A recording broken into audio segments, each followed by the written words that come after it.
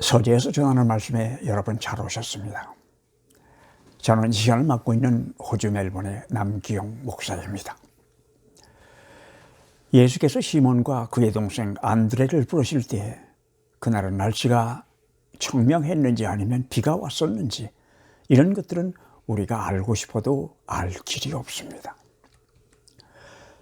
그리고 또 야곱과 그의 동생 요한이 예수님으로부터 부름을 받았을 때 그들에게 좋은 일이 있어서 마음이 즐거웠는지 아니면 우울했었는지 그것도 우리는 알 길이 없습니다.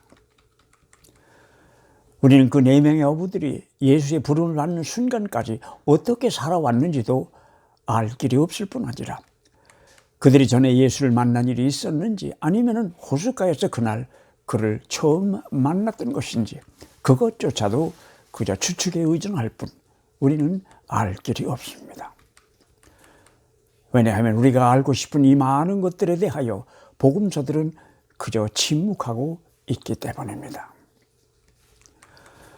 그러나 우리가 지금 확실히 알 수 있는 것은 예수께서 이 4 젊은이들을 부르시던 이 사건은 그들의 삶을 완전히 바꾸어 놓았을 뿐 아니라 그날 그들에게 하셨던 그 한마디는 인류의 역사마저도 바꾸어 놓았던 그런 말씀이었다는 것입니다. 그것은 바로 나를 따르라, follow me 라고 하는 한마디였습니다. 그 말씀 한마디를 듣자 그들은 즉시 자리를 박차고 일어나 예수를 따라 나섰던 것입니다. 복음서에는 예수께서 행한 기적 또는 이적이라고 부르는 엄청난 사건들이 많이 기록되어 있습니다. 그러나 복음서에 기록되어 있는 이 많은 사건들 중에서 가장 놀라운 기적이 무엇이냐고 묻는다면 나를 따르라는 그 한마디를 듣고 4명의 어부가 예수를 따라 나섰던 사건이었을 것입니다. 그런데 그들과 똑같은 경우가 내게 주어진다면 나는 과연 어떻게 반응했을까 하는 것을 생각하게 됩니다. 내가 어떤 일을 천직으로 알고 열정을 다하고 있는데 예수께서 나를 따르라고 하셨다면 나는 과연 그들처럼 하던 일을 모두 팽개치고 따라 나설 수 있었을까 하는 것입니다. 어쩌면 미주알 고주알 핑계를 대면서 차일 피일 미루었을 것입니다. 저는 사실 그랬습니다. 그리고 그 미주알 고주알 덕분에 결국은 호주까지 오게 되었고 쉰이 훨씬 넘어서야 호주 이곳에서 신학을 공부하고 목사가 되었습니다. 그렇다면 그 4명의 젊은 어부들은 나를 따르라는 그 한마디를 듣고 어떻게 벌떡 일어나서 예수를 따라 나섰을까 하는 것입니다. 아무리 생각을 해보아도 내가 할 수 있는 대답은 예수의 부름을 받던 그 순간 다른 생각은 도무지 할 수가 없을 만큼 예수님의 그 한마디는 그들을 무기력하게 만들었을 것이라는 생각이 듭니다. 그들의 그 한순간의 결단은 그들의 삶을 송두리째 바꾸어 놓고 말았던 것입니다. 그의 음성, 그의 모습에 압도되어서 생각 같은 것은 해볼 겨를도 없이 예소리도 한번 내어보지 못한 채 그냥 자리를 박차고 따라 나섰을 것 같습니다. 왜냐하면 그것이 바로 예수를 따르는 방법이었고 지난 2000년 동안 그 많은 사람들도 그렇게 예수를 따랐기 때문이었습니다. 우리는 모두 바쁜 사람들입니다. 사람들이 바쁘기는 2000년 전이나 오늘이나 매 한 가지입니다.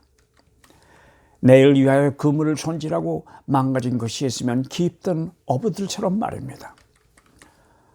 어릴 때는 친구들과 노느라 바쁘고 학교에 들어가면 공부하느라 바쁘고 어른이 되어서는 돈 버느라고 바쁘고 돈이 좀 생겨서 숨통이 터질 것 같으면 그 힘들어 벌어놓은 돈을 쓰느라고 바쁘고 그리고 어떤 때는 당하지도 않은 일을 미리 걱정을 하고 너나 할 것 없이 모두 바쁩니다.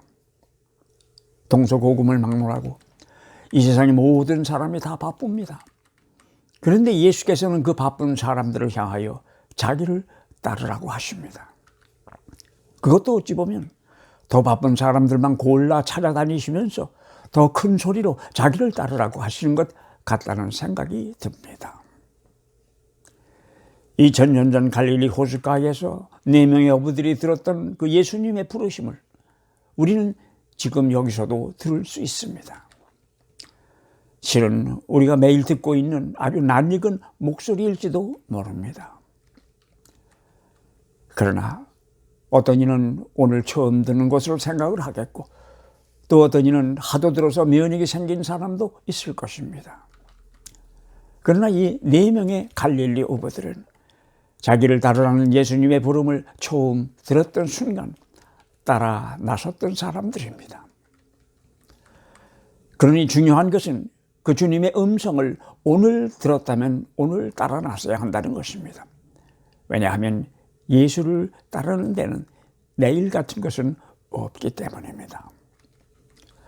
그렇다면 예수를 따른다고 하는 것은 어찌 하는 것입니까?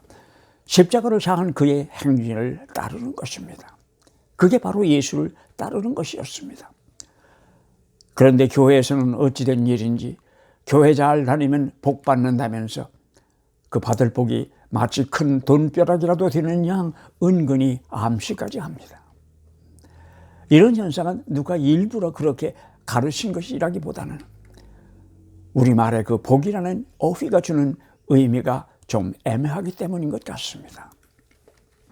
복이라고 하는 단어가 주는 뉘앙스가 애매하다고 하니 어떤 분은 좀 의아해 하실지 모르지만 이것은 사람마다 복이라고 하는 어휘를 접할 때에 생각나게 하는 것이 다르다는 이야기입니다. 어떤 사람은 물질적인 풍요를 생각하겠고, 또 어떤 사람은 자녀들이 잘 되는 것을 복이라고 생각하는 사람도 있을 것입니다. 그리고 또 어떤 사람들은 자기 몸 건강한 것을 복이라고 여기기도 합니다. 예수를 따른다고 하는 것은 우리 각자가 자신의 십자가를 메고 그분을 따르는 것입니다. 내가 나에게 주어진 십자가를 메는 것입니다. 이것은 내가 하는 이야기가 아닙니다. 이것은 예수께서 하신 말씀입니다. 우리가 예수를 따른다고 할 때에 그를 완전히 따른다고 하는 것은 거의 불가능할지 모르지만, 성경적인 표현을 쓰다면 진정으로 예수를 따른다고 하는 것은 지금까지 나 중심으로 살아온 삶에서 벗어나 예수의 방식대로 나의 삶을 사는 것입니다. 예수를 따른다고 하는 것은 성령의 도움으로 하는 것입니다. 내가 내 힘으로만 예수를 따르려니 어렵고 짜증부터 나고 손해만 보는 것 같고 바보짓 하는 것 같아서 그냥 흉내에 그치는 것입니다. 이 일을 해내기 위하여는 우리의 눈을 그에게서 잠시라도 떼어서는 아니 됩니다. 그에게서 배우고 그의 힘으로 일하고 그렇게 하면 그를 따를 수 있습니다. 중요한 것은 어떻게 예수의 사람이 될 수 있느냐 하는 것입니다. 예수를 따르려면 우선 계산에 어두워야 합니다. 요사이는 그 계산기라는 것이 흔해서 그런지 무엇을 하든지 손익계산을 하기 위하여 계산기부터 두드려 댑니다. 예수를 따른다고 하면서 너무 계산하지 마시기 바랍니다. 예수를 따른다면서 어디로 가는지 불안해하시지 않으시기를 바랍니다. 목적지에 관해서도 너무 조바심하지 마시기 바랍니다. 결과에 대하여도 너무 걱정하지 마시기 바랍니다. 그저 묵묵히 따르는 것입니다. 그가 우리 앞에 아직도 계시는가만 확인할 수 있다면 그냥 따르는 것입니다. 그가 인도하시는 곳이 어쩌면 가기 쉬운 곳만은 아닐지도 모릅니다. 왜냐하면 예수의 길은 손해만 보는 것 같은 길이었고 희생이 강요당하던 길이었고 사람들이 이해하지 못하던 길, 그런 외로운 길이었고 세상이 볼 때는 실패의 연속이었고 결국은 고통과 슬픔이 뒤를 따르는 길이었습니다. 예수를 따르던 많은 사람들에게 그 길은 순교의 길이기도 했습니다. 그런데 왜 예수를 따르는 것입니까? 쉽게 말하면 왜 교회를 다니는 것입니까? 물론 교회 다니시는 분들은 영생을 얻기 위하여 교회 다닌다고 말씀하실 것입니다. 그래도 명색이 목사라는 사람이 그것을 모르겠습니까? 그런데 우리가 궁금해하는 것은 그 영생이라는 것이 어떤 것이냐 하는 것입니다. 2차 대전이 끝나기 몇 달 전에 나치 형무소에서 순교한 본 페퍼라고 하는 목사님은 discipleship means joy라는 이야기를 했다고 합니다. 나는 그분의 이야기를 되새기면서 예수를 따르는 것 자체가 한없는 즐거움이라면 결국 그 끝에 얻어지는 것도 아름다운 꿈에서 깨어나기를 아쉬워하면서 계속 그 속에 머무르고 싶은 그러한 한없는 즐거움이 아니겠는가 하는 생각을 해보았습니다. 교회 다니기로 등록을 했다고 해서 다 예수를 따르는 것은 아니지 않습니까? 예수가 주시는 한없는 즐거움은 기다리면 마지막에 주어지는 그런 선물이 아닙니다. 예수를 믿고 따르기 시작하는 순간부터 경험하는 것입니다. 예수를 따르는 것 때문에 불이익을 당한다 하더라도 그 불이익 자체가 즐거움이고 예수를 따르면서 경험하게 되는 아픔이 있어도 그 아픔 자체가 즐거움이어야 합니다. 그런데 어떤 사람들은 예수를 따르는 길에 어려움이 있더라도 우리를 기다리는 영생을 위하여 인내하고 참자고 하지만 그보다는 한 걸음 더 나아가서 어려운 과정에서도 즐거움을 맛볼 수 있어야 하는 것이 아니겠는가 하는 생각을 하게 됩니다. 우리 앞에 허락하신 시간이 얼마이든 우리는 남은 시간을 무엇을 할 것인가 정해야 합니다. 그리고 교회 가시는 일이 옳다고 믿으신다면 따르세요. 앞으로 우리의 삶 속에서 중대한 결정을 해야 할 경우를 당한다면 너무 계산하지 말고 예수께서 부르는 것이라고 믿는다면 그냥 따르세요.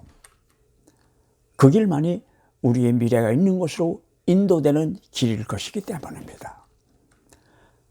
그 길만이 생명으로 인도되는 길일 것이기 때문입니다. 여러분 감사합니다. 다음 주일 저녁 8시에 다시 뵙겠습니다.